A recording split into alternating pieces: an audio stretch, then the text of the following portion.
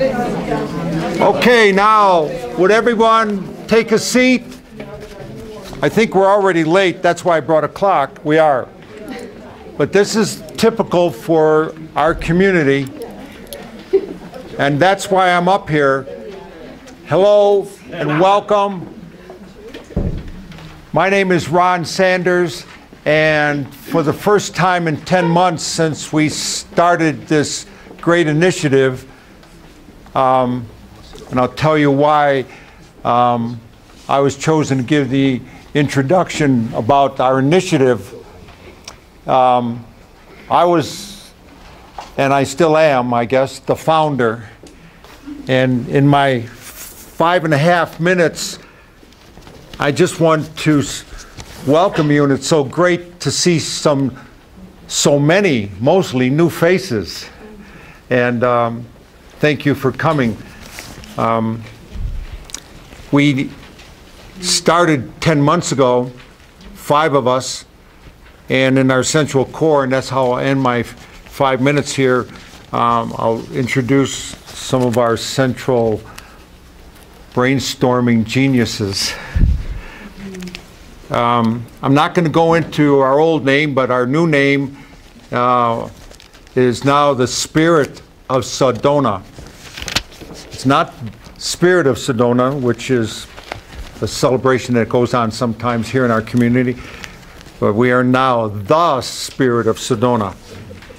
And in life itself, systems in life, biological systems and the animals on the earth and other systems commonly grow mostly by humans in one way, where we grow like a wall by putting one brick, one unit that is the same on top of another. And then we have that system. It's repeating stacking of the same elementary components. But there's another way. There's truly the way of nature. And the way of nature is the way we wish to go. Why? Well, because that's what you and I are. We are part of it. We are natural.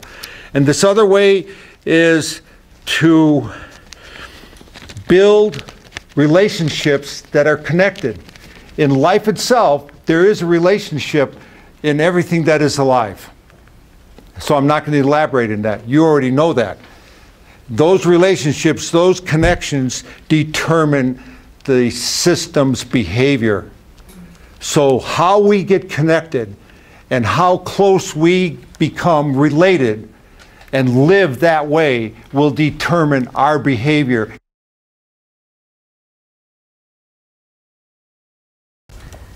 It's my honor and thrill to introduce my friend Ron Brewster. His technology of the hydrocharger, he's structuring water, and the food growing, and starting here in Sedona, in the Verde Valley, and northern Arizona, with the rest of the world. Friend Ron Brewster.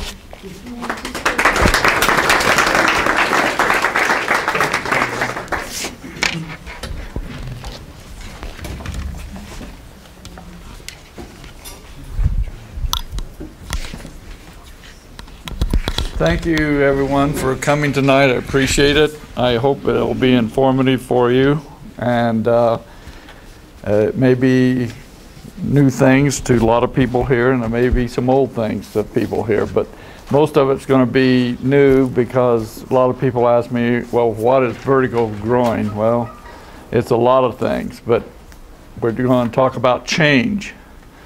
And change is very important now. The talking is over with. It's change.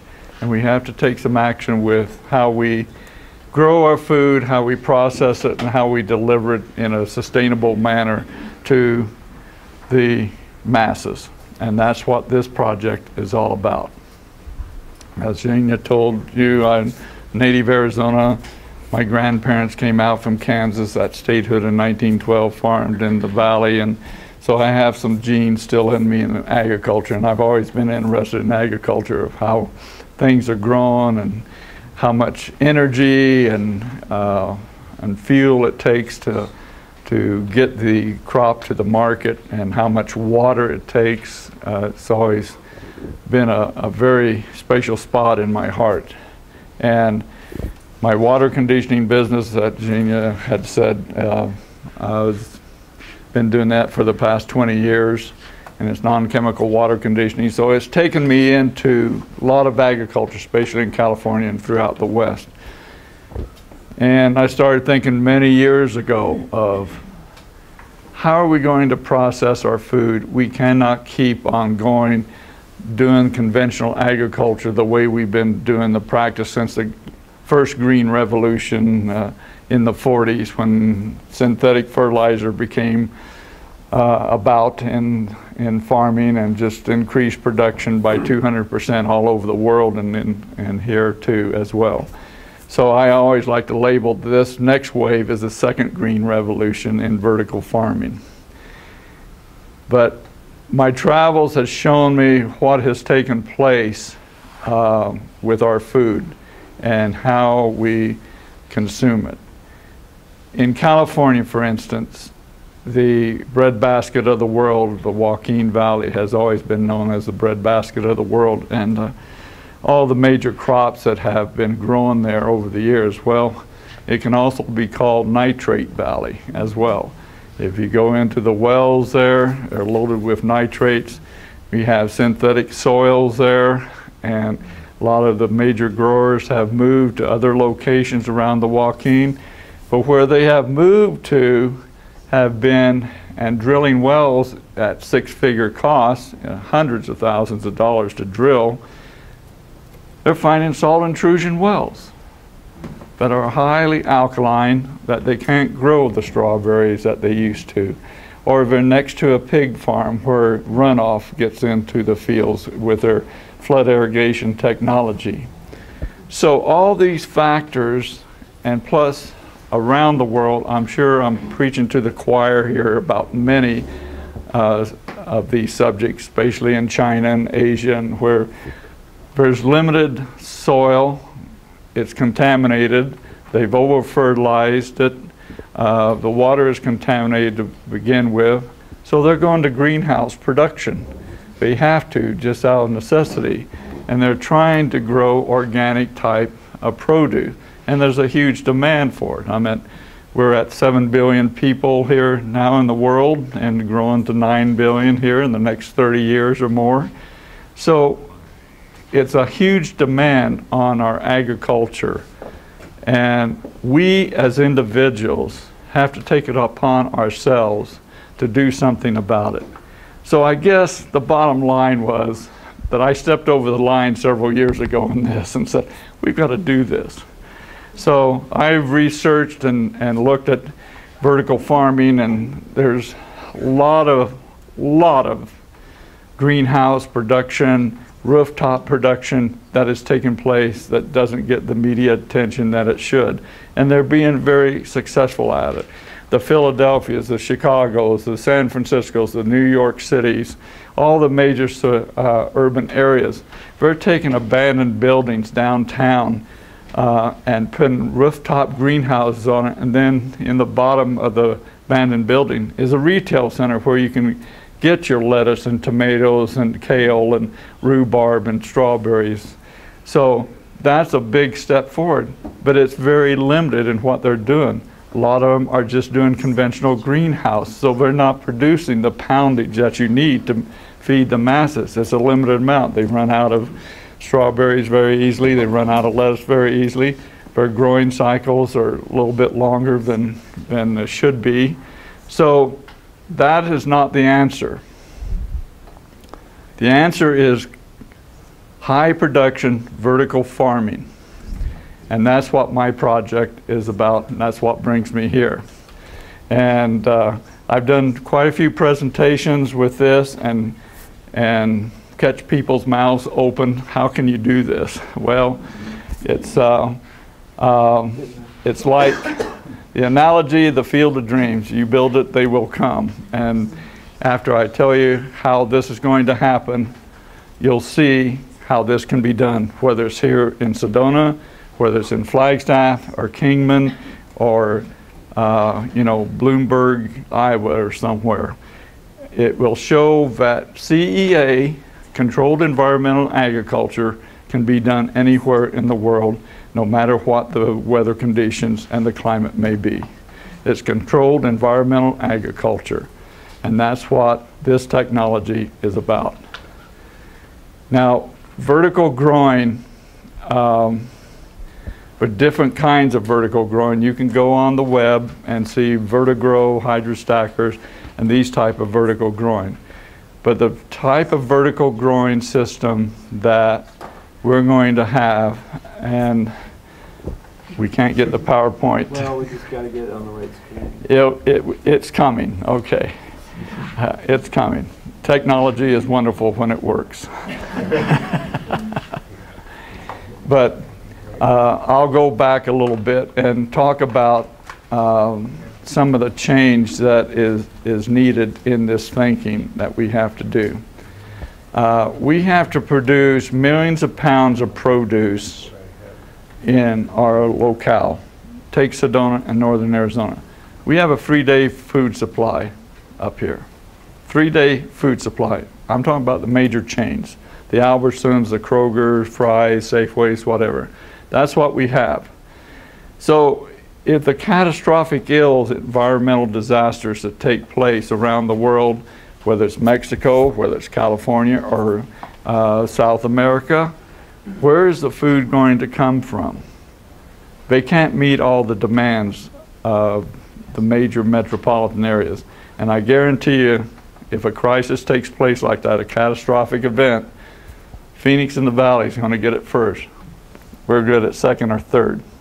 So we have to take it upon ourselves again to do something about it. Community gardens are great. Gardens for Humanity and the Verde Food Council have done a lot of great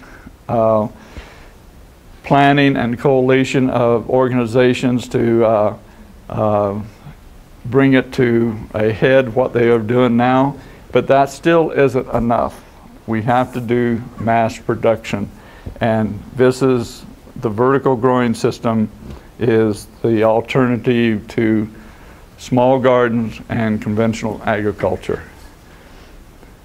Are we good to go? We don't know if we dare to touch it. Okay. Okay. Your clicker's working now. Yeah, okay. All right. All right, thank you guys. Let's give a big round of applause for our tech crew here. 18. Not my system. Yeah, wait a minute. Okay. Yeah, it's clicking. Okay. It's not clicking, or clicking? Yeah, it's clicking. Okay. Okay. Turn the lights off or something? Yeah, good. Can you kill the lights? Maybe just a little bit. This is the mission statement. Everyone can read that. It's very simple and straightforward and to the point. We have to grow it in a very nutritional manner and a very environmentally controlled manner. Sir, can you please move a little bit? Yeah, on the line here. Is that better? Perfect, yeah. Okay, thank you. So this is the mission statement: to grow food as much as you can and varieties. It's just not table crops, the basic lettuce, the leafy greens, the spring mix. I was, just a little side note, I was in Fry's in Flagstaff the other day, and it just galls me the cost of produce anymore, and it's all due to fuel costs primarily. But here's a 5-ounce not biodegradable container, 5 ounce of baby spring mix, selling for $3.25. 5 ounces of it. Well, I guarantee you right here in front of everybody in the world that we're going to be able to produce it for a lot less money than that per pound, I'll tell you. And that was a 5-ounce container, and our containers will be biodegradable as well. So we'll grow nutritious, affordable, safe produce such as lettuce, tomatoes, spinach, cucumbers, broccoli, peppers, and strawberries. And we're going to have future plans to have orchards and other berry crops. I started out with this project in mind and just a little history on it. and I had been thinking about it for quite a while. And I went to a lot of the shakers and movers in Flagstaff and ran it by them and see what they thought. And they thought it was a great idea. So that propelled me, I guess, to step over the line and do something about it. I did a presentation to the city of Flagstaff I wanted to put the project on the Red Gap Ranch, which the city of Flagstaff, if you don't know, purchased the Red Gap Ranch back in 2005. And they purchased it for the 11 wells water rights on it. The water out there is very brackish, but our hydro changer water conditioner will take care of that. So I didn't want to come into the Verde Valley and utilize water necessarily and be caught up with Salt River Project on the Verde River and the battles down the road that will take place with that. So when I presented to the city, they were in favor of it. They gave me a letter of intent to move ahead with the project. So they're one of my partners in this. And then NAU is one of my partners as well, but helped me with my first business plan. And I belong to NACET up in Flagstaff, if any of you know about NACET, Northern Arizona Center for Entrepreneurship Technology. And it's a great organization. It gets startup businesses and existing business off the ground and into the mainstream. They do it. Russ Yelton is the director, does a great job. So I had the privilege of them taking me on board. They helped me with my marketing feasibility study as well. So what I have transferred from the Red Gap Ranch, I'm now looking at in the city limits of Flagstaff as well. And I will show you what we're planning to do there. But this has changed. There was a piece of ground that was ideal, located in off of Butler Avenue, but the owner wanted way too much money for that dirt. I think she thought Flagstaff was downtown LA or something. But time frame is still on track. It just takes money to get that going in 2012. And so I'm in the funding mode, and hopefully it's going to take place here. This is a conventional greenhouse. This is a great looking conventional greenhouse that has a lot of acreage that Rutgers University put in. As you can see, the floriculture, all the vegetable crops and everything that they've done. This is conventional agriculture, greenhouse agriculture, as I see. A lot of energy waste, a lot of water waste, a lot of wasted space. Paradigm shift in agriculture, and that's what this is about. We're going to put, my first model is I want to build a total build out of 16,000 square foot warehouse. It will be a Butler building. It will not look like a metal building once we get done with it. It will have a customer-friendly look to it, and as I tell the City of Flagstaff people, the engineers and the city manager, it will be Flagstaff friendly. It won't even look like a metal building once we get it done. It'll have the skylights, passive solar. We're going to have on-site generators, on-site energy sources, plus dual axis solar tracking as well. So a lot of renewables, rainwater harvesting, all the sustainable and green technologies that are available today, and hoping to work towards a LEED certified type of building, possibly a silver in the LEED category. This paradigm shift in agriculture, yeah, it's time to invest in growing and securing our food supply in northern Arizona and America as well. And this is one of my favorite quotes by Albert, and he has many of them, of course, but this is very true. Here's proven solutions that are have already been done with vertical growing systems in a small space.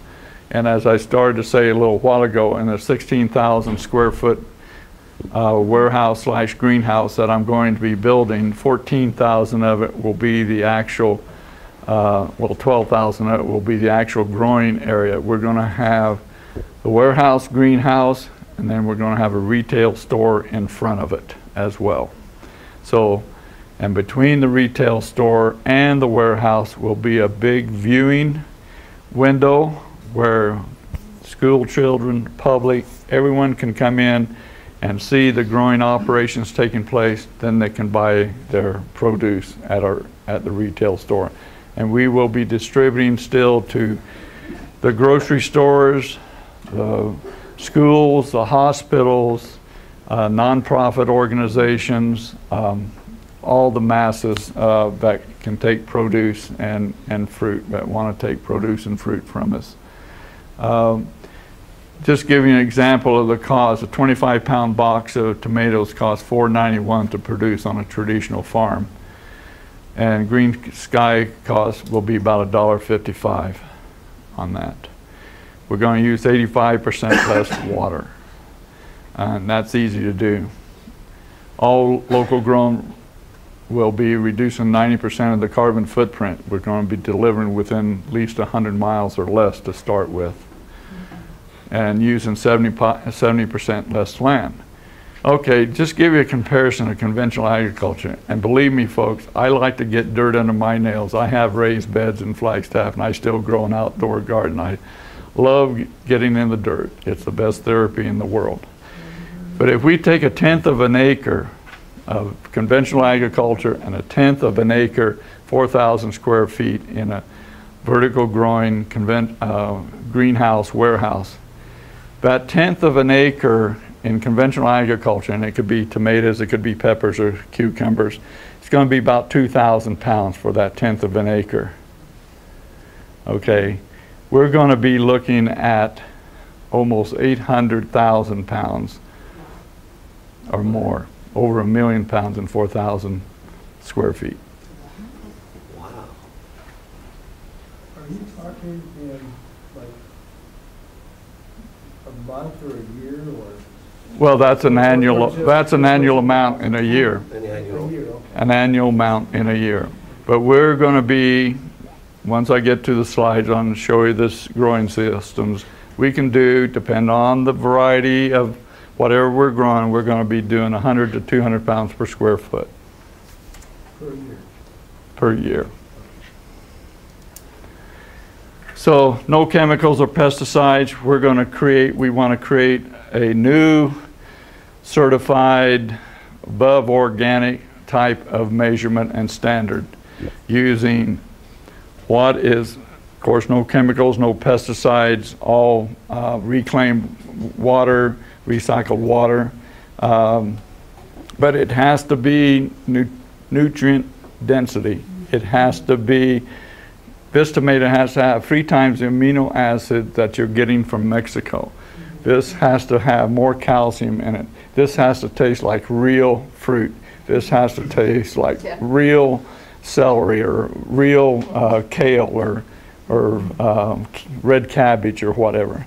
So that's one of the things that I want to work on personally, is to motivate and other growers around the world to establish our own standards as well. And they'll be above organic. And the prices will be a lot lower than organic food today. I'm not knocking organic, don't get me wrong. I think it's great what they're doing and everything, but it's not, it's too expensive. It's still coming a long ways in most cases. You can get locally grown organic, but it's a limited amount as well. Green Sky Farm will grow, just to give you an idea, of herbs and microgreens and blueberries and strawberries. Think about this, having blueberries in Flagstaff or Sedona in the middle of January available to you, and below $2 a pound. Is that appealing? Yeah. Okay. Okay. And plus, down the road, once we get up and going, we're going to do medicinal herbs as well. We can do avocados as well. So there's a lot of potential here. We can do grains as well. We can grow grains and feed them locally to an egg production, which I want to do as well. And we can grow red wheat or millet or whatever in this type of growing. So there's a lot of potential here for this type of technology. And of course, making it affordable food for the schools, the local restaurants and market will help reduce public health problems, obesity and diabetes. This is very near and dear. I've had a cousin that just passed away from diabetes. And we can see our diets all over the country, all over the world, what it's doing, especially right here in northern Arizona. So there's an answer to this, and a good nutritional program that's affordable and local, of having free and reduced breakfast programs at the school and having those kids eating fresh strawberries, blackberries, or blueberries in the morning instead of a donut is very appealing to me. Against contamination, food supply disruptions, weather disasters, and terrorist acts I've already addressed. And this is controlled environment agriculture. You control your environment inside a building. And it's getting, as I will show you here, it's going to get plenty of growing light every day of the year.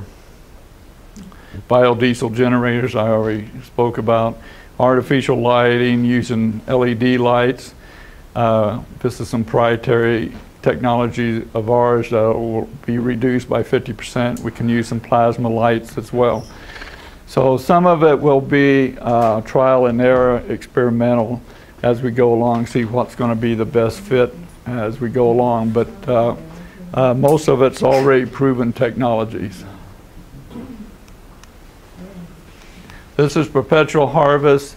This, my operations manager is going to be Chris Marin and his daughter, who is the CEO of his company. He has designed and developed this over the last 15 years. This is a growing cell. It's made up of 4x8 plywood sheets, and then we have mats with seeds in it or propagation all over these, as you will see in the next picture, all over these mats. So you can get hundreds of plants in these depending on what you're trying to grow. Here's a human scale. It'll be approximately, our minimum will probably be about 11 feet. We can go up 16 or 17 feet more if we want to on it. And each one of these is a growing cell all on top, and you'll see one of the last pictures of what we can grow on them. And these are interchangeable. They can be taken out, they can be moved to another place to get more light depending on what we are growing and the variety of it. Just give you an idea, we will be able to flip lettuce in about 25 days. How heavy are those? How do you move those? We have dollies and we have manpower. Okay. And they're not going to be that heavy. No, really? Oh, they won't be that heavy. And we'll have scissor lifts and portable movable ladders for picking and pruning as well. What is the plywood covered with? It's covered with a biodegradable mat, and the medium that we're going to start out with is going to be perlite and probably some coconut husk. And then once we get our compost, which will be inside, we have some proprietary nutrient and composting that will replace that with our that medium with our own medium. But to start out with, we'll probably have to use some coconut husk, which isn't carbon footprint neutral friendly, I should say. But How do you keep the moisture from breaking down? well, coconut husk is a very highly saturated piece of material. It retains the moisture, so you don't have to water as much with it. Yeah, I'm familiar with coconut chloride. Okay. The question is this an ebb and flow system or how you irrigate? Well, I will show you here in the next picture here. We're going to, this is a daisy chain and arrays of what it will look like. We'll have, it's going to be spaced enough where the workers can get equipment down the aisles and everything, but as you can see, in this stacking method, we can put a lot of vegetables inside a small space. Here is what it looks like as far as I'm missing one slide there. I don't know why.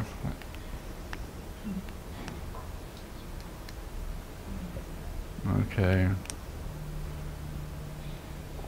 Anyway, to answer your question, all drip and nutrient load feeders will be running over the top, and each one of the nutrient and water emitters and tubing will go into each of the growing cell boxes. And they'll be watered, depending on what we're growing, they'll be watered at least twice a day. It looked like your plants were growing vertically out the sides. Correct. How many different varieties can grow like that, or can any plant grow like that? Not any plant, but a good number of them can. Let me show you here. As you see here, this just simulation here. On top we'll have tomatoes, we can have vines, red peppers, cucumbers, something like that. On the side you can grow your strawberries as well. In the bottom part there you can grow your spinach, leafy green lettuces, or even cabbages and so forth. But you can grow some of the lettuces on the sidewalls as well. There's no problem with the sunlight, with the overhang on top? No, no, no. The LED lights are going to be portable and automated as well, depending on what we're growing. They're shining vertically also, they're shining on both sides. Oh yeah, oh yeah. And we're going to have 12 to 13-hour growing days, 365 days a year. Okay. So that's why we can get the yields. That's why we can flip the crops real quick. Do different plant species have different photo periods? Yes, they do. So how do you rectify that when you have? Well, a lot of it depends on the variety too of what you're growing. One of the things in this whole project is going to be, we're going to establish a seed bank at our sites, and I've encouraged NAU to do the same thing too. We need to establish seed banks. So any of you that are into conventional agriculture or growing, I would suggest that you start your own seed bank, because as you have all read and know about the GMOs that's taken place in the world, and the Monsantos, the Cargill, the Archer Daniel Midlands, their mission is to control the world food market. So this is what we have to do again as individuals. And seed banks is one of the proprietary and priorities of this project.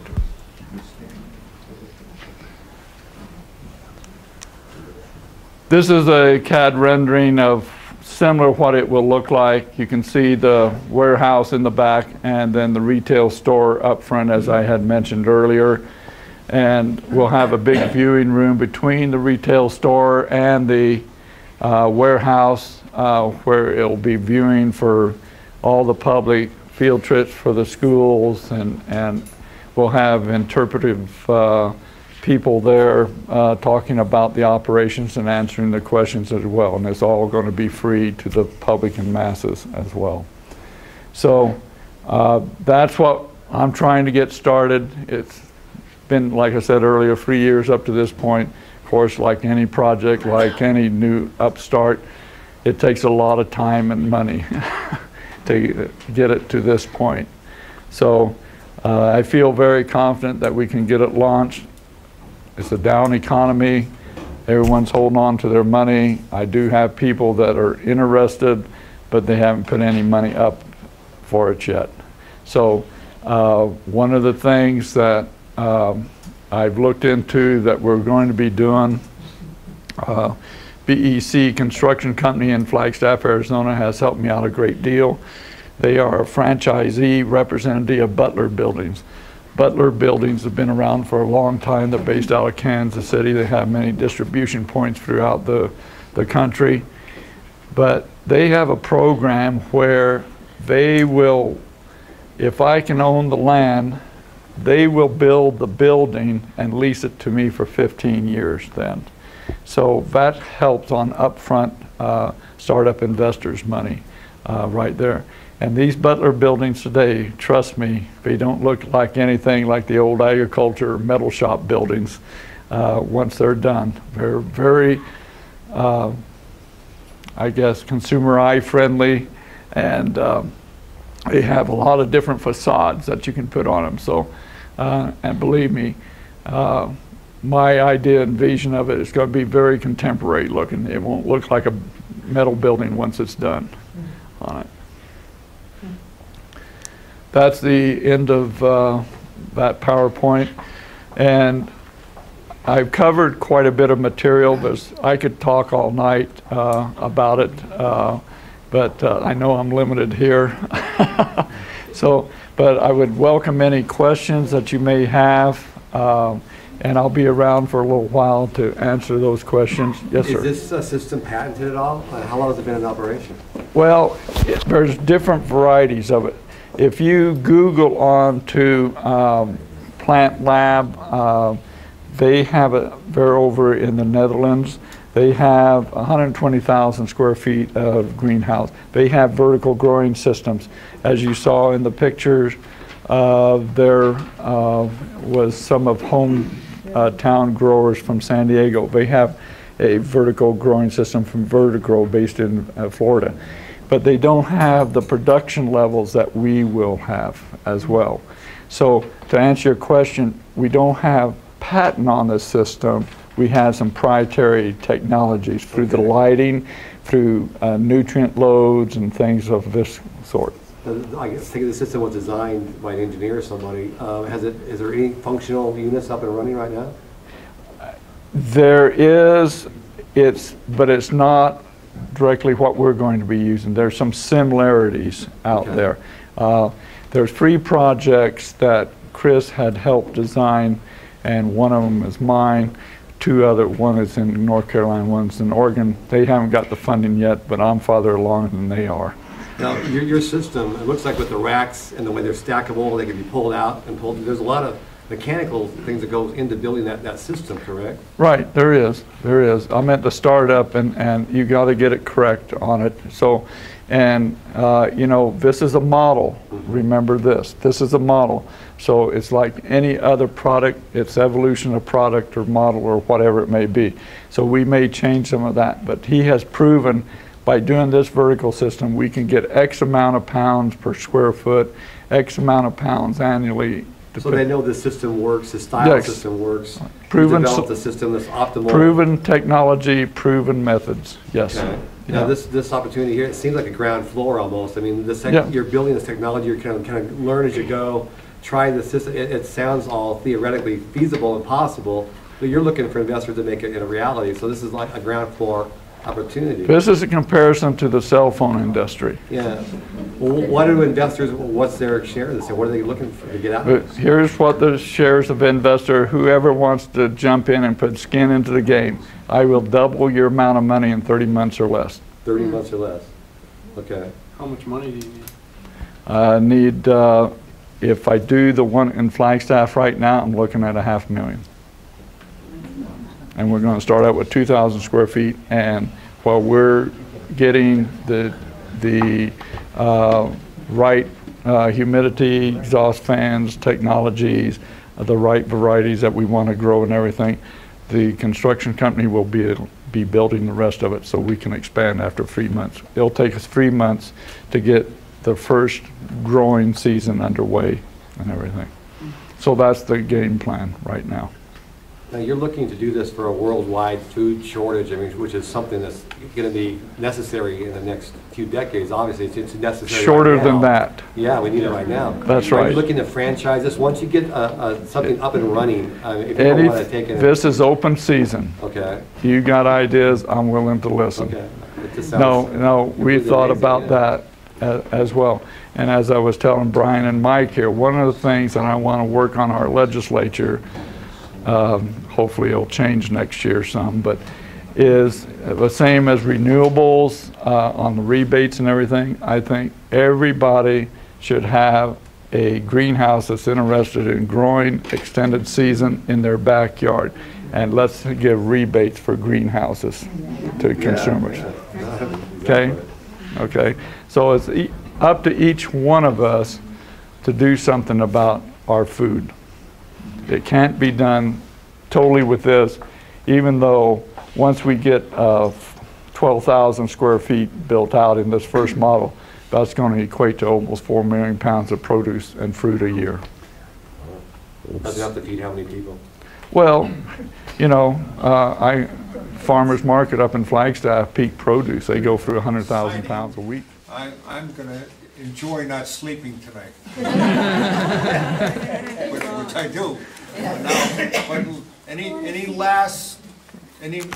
anyone else? Any compliments from any of you? I'm just going to say, my gosh, my God. You know, We're going to stay together. Two Rons. Yeah, we're also do Ron.